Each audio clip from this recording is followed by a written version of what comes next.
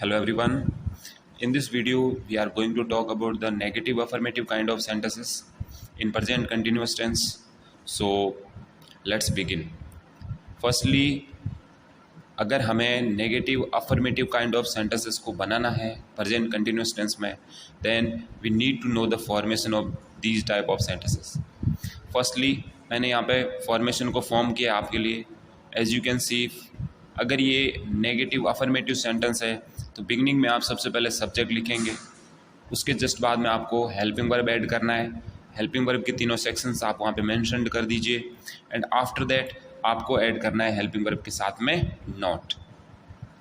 Okay, it means जो affirmative की formation है उसमें आपको जो हेल्पिंग वर्ब्स है वहाँ पे आप नॉट ऐड करना है और आपकी negative affirmative sentence formation complete हो जाएगी. उसके बाद में आप मेन वर्ब का रूल लिख लीजिए, V1 + ing form, then you will write objects.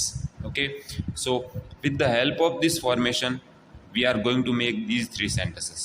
Okay, so पहला सेंटेंस जैसे कि आप देख पा रहे हैं, हम आज यहाँ नहीं खेल रहे हैं. तो सबसे पहले अकॉर्डिंग टू फॉर्मेशन आपको लिखना है सब्जेक्ट. सब्जेक्ट बहुत आसानी से पहचान सकते हैं.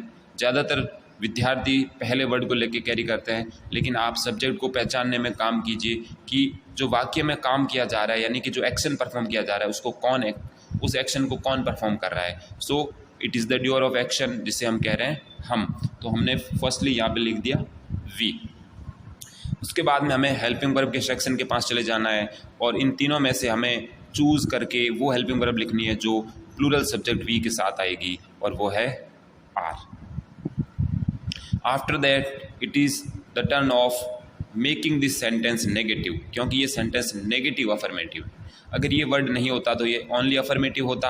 अब ये नेगेटिव अफर्मेटिव है, तो इसे नेगेटिव अफर्मेटिव बनाने के लिए हमें यहाँ पे हेल्पिंग वर्ब के साथ में नॉट ऐड करना है. After that it is the turn of main verbs rule, जहाँ पे आपको first form of the verb के पीछे ing को ऐड करना है. मीन्स जो एक्शन हो रहा है या जो किया जा रहा है उसके पीछे आपको ing फॉर्म ऐड करना है. So what is the action that is going on? Play means खेलना. And it is running, so you will add ing form. Okay, here and today, time at the end.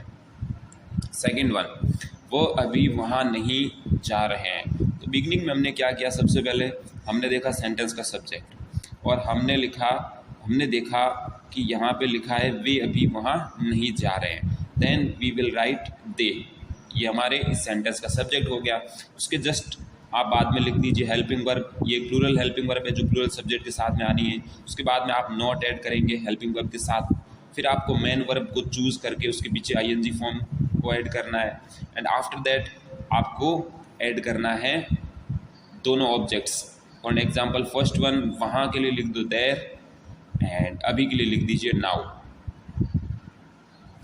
Third one, आज बारिश नहीं हो रही है. सो ये एक sentence मैंने इस विशेष रूप से इसलिए लिया क्योंकि काफ़ी ऐसे स्टूडेंट्स होते हैं जिनको इस सेंटेंस में बहुत परेशानी रहती है कि वो कंफ्यूज हो जाते हैं कि सब्जेक्ट क्या है और मेन वर्ब क्या है.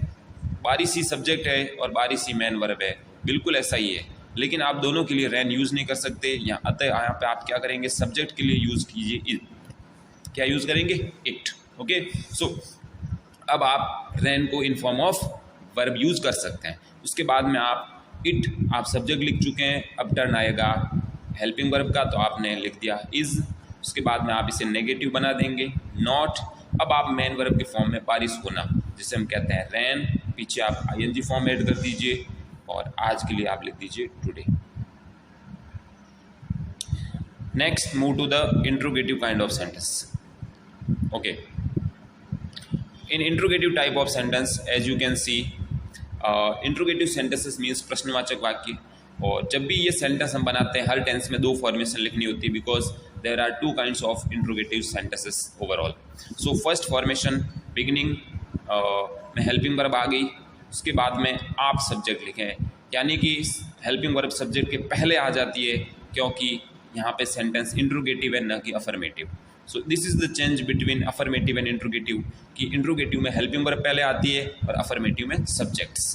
उसके बाद में आप सब्जेक्ट लिखें, फिर वर्ब की फर्स्ट फॉर्म ing फॉर्म लिखें क्योंकि कंटिन्यूस टेंस है, and after that object. Second formation में आपको ऐड करना है WH वर्ड, बिकॉज इसमें जो रीजनेबल क्वेश्चन पूछा गया जहाँ पे एक प्रश्न सूचक शब्द दिया जिसको WH वर्ड कहते हैं, वो हिंदी वाक्य के बीच में WH वर्ड ऐड कीजिए, helping verb, subject, V1 ING and object. Okay, हम यहाँ पे 2 एग्जाम्पल्स को सॉल्व करेंगे। With that we will complete this tense today and next we will talk about the adverbs of this tense. क्या तुम आज मुझसे मिलने आ रहे हो? तो firstly you will see the subject तुम, तो उसके लिए आपने हेल्पिंग वर्ब लिख दी आर। क्यों हेल्पिंग वर्ब बिगिनिंग में क्यों लिखा? बिकॉज ये एक इंट्रोगेटिव सेंटेंस है। After that you will write you, main verb is आना। सम स्टूडेंट्स गेट कंफ्यूज्ड कि उनको मैन वर्ब लगता है मिलना है, ऐसा नहीं है। मैन वर्ब हमेशा एंड में होता है। Okay, so what is the main verb? Coming. Are you coming to meet, ये हो गया infinitive. Me today question mark.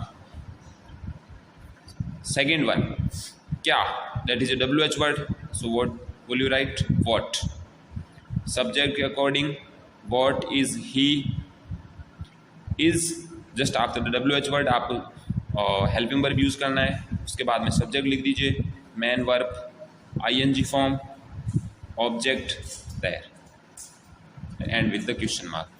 This is the work of today. Hopefully you have understood it. Please note all these works. I am sending the PDF work from here. Have a nice day.